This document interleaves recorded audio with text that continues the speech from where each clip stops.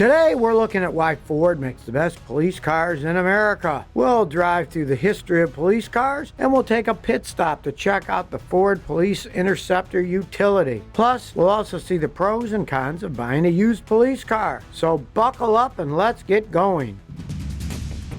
The Ford Motor Company is the second largest car manufacturer in the United States. It's also the largest seller of police cars. Since the 1950s, Ford has been supplying vehicles equipped with dedicated police packages for law enforcement. According to the IHS Research Company, Ford controls more than half of the police car market. But according to Ford, this figure may be closer to 2/3 of the market. Yet its dominating position in that market is still only a small percentage of Ford's total business. Nevertheless, it's a steady stream of revenue for Ford. So this begs the question, how did Ford grab such a huge piece of this American pie? The answer may be found in an interesting trend happening not just with police departments, but also with American car buyers across the nation. More and more consumers have been switching to SUVs and crossovers in the last couple of decades. So the fact that the most popular SUV on the market has become the most popular police car should not come as a surprise. The Ford Police Interceptor utility is based on the best-selling SUV in American history, the Ford Explorer. In fact, the Ford Police Interceptor utility accounts for 50% of all new police car sales in the United States. Thanks to its large interior and cabin space, it can be filled with a generous amount of equipment and technology. In addition, the ease of entering and exiting also helps make these a popular choice with law enforcement.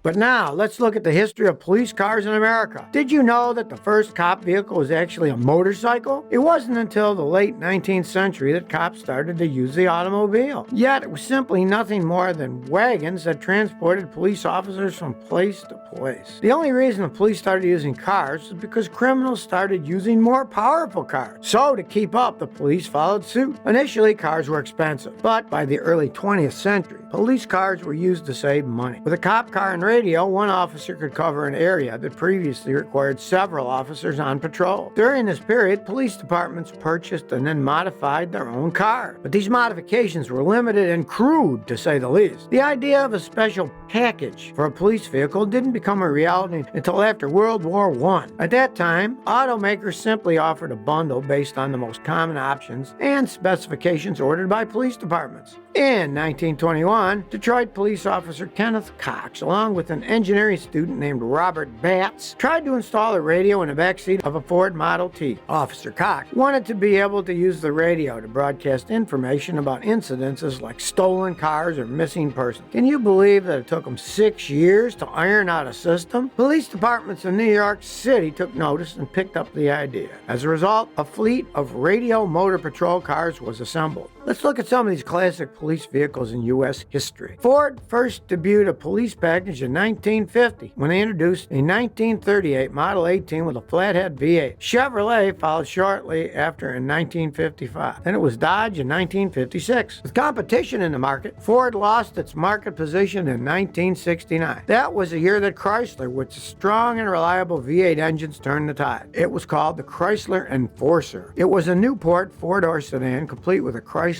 Police Pack. The car could push out 265 horsepower and reach a top speed of 130 miles an hour. By 1970, Chrysler was making an impressive 85% of police cars in America. They set a high bar with a 7.2 Magnum V8 engine. But unfortunately for Chrysler, the fuel crisis of the 1970s put an end to the era of big engines. The last car complete with the era's Chrysler Police Pack was a Dodge Monaco, and a perfect send-off for this legend was its appearance in the Blues Brothers movie. By the end of the 1970s, police cars no longer came with the power that police departments needed. This era cop cars included the Ford LTD and Chevy Impala, which we can easily see in TV shows and movies of the late 70s and 80s. A popular choice for better performance and gas mileage was a 1975 Chevy Nova. It was smaller, but Chevy offered its 9C1 police package and a 4.3-liter L99 V8. The Chevy Nova 9C1 was tested as a prototype for the Los Angeles County Sheriff's Department. Department, and it soon became widely available from 1975 to 1979. Meanwhile, Ford introduced the Mustang Special Service Package in 1982. It sported a powerful 5-liter engine with an automatic or 5-speed manual transmission. Features of the Mustang police car included the radio noise suppression package, a relocated deck lid release, front disc brake rotor protection, a reinforced front floor pan, upgraded upper control arms with stronger bushings, a 130-amp alternator, and an air deflector, all in a Mustang. But another Ford would become the gold standard in police cars, the Ford Crown Victoria. It became the most widely used cop car in the United States and Canada, and it was in production for 2 generations between 1992 to 2011. Actually, the Ford Crown Victoria is still in use today in many places, although it is being phased out in favor of SUV.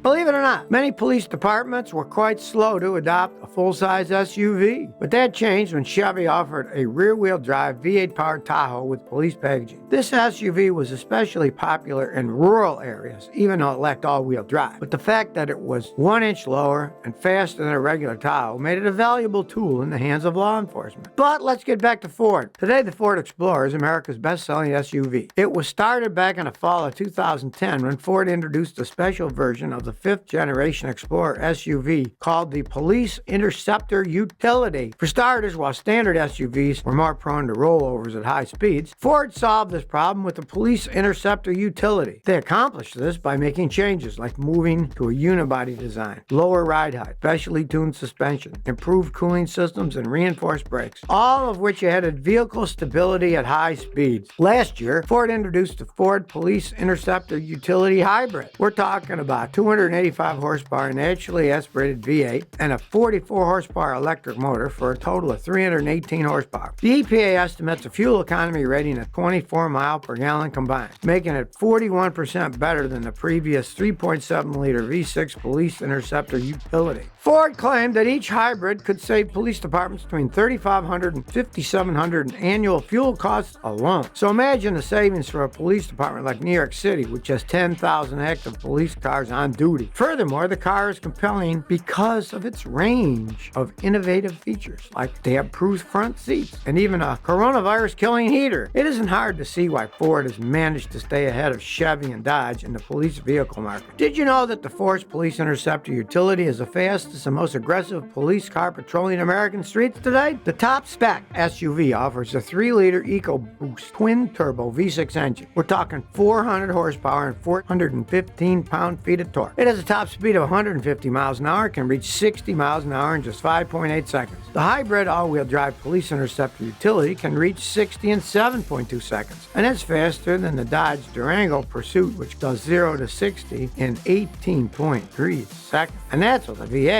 Or compare that with Chevrolet Tahoe, which takes 20.2 seconds. So some people wonder, should I buy a retired police car? To put it bluntly, yes and no. If you're fortunate, maybe you can find a used patrol car that spent most of its time on long, straight, open roads in the country. But it's more likely you'll find one that's been very well used or abused. It probably sat idling for hours and hours, the air conditioning working constantly. The battery could be very used due to a constantly working radio. The doors, glove box, and trunk were likely used constantly, being opened and closed. In fact, everything inside the cabin would have been used many times during each shift, even if the police car was simply idling. Not to mention the V8 makes it a big gas guzzler, so if you ask yourself whether you're ready for that. So why do some people want to buy a retired police car anyway? There's several reasons. It's cheaper to buy a retired cop car for a fraction of the price of an equivalent model that wasn't pre-owned by law enforcement. Most cop cars are powerful V8s. Some were tuned to be faster than the civilian version. And you're not going to find any small displacement turbo engines under the hood. So considering the power you get for those wheels at a cheaper price, you could say there's value there. Also, these vehicles have been serviced with no expenses spared throughout their entire working life. So its maintenance history will be second to none. That all said, the next cop car most likely will have lots of miles on it. By the way, you should be aware that unique features often increase the sales value rather than lowering it. Features Features like pushing bumpers, headlights, rear window grills, even an odd model with a full rear grille can drive up the asking price for these vehicles at auction. So here's a question. Can you legally drive an ex-cop car? Well, it's illegal to drive a retired cop car if it still resembles a law enforcement car. And that makes sense for safety and security reasons because we don't want imposters abusing it for bad means. In order to make a retired cop car legal to drive on the road, most states mandate that the car be painted to civilian colors and that the stickers and insignia be removed. Of course, the most controversial feature is the red and blue police light bar on the roof. Regulations about that, though, differ in each state, so check it out. The most popular used cop cars in demand right now include the Chevy Tahoe, Dodge Charger, Dodge Durango, Ford Fusion, Ford Explorer, and Ford F-150. But now you tell me, have you ever bought a used cop car? Do you have any funny or horror stories with buying or owning a used cop car? Please comment below and share. If you like this episode, please subscribe to my channel. Thanks for your support.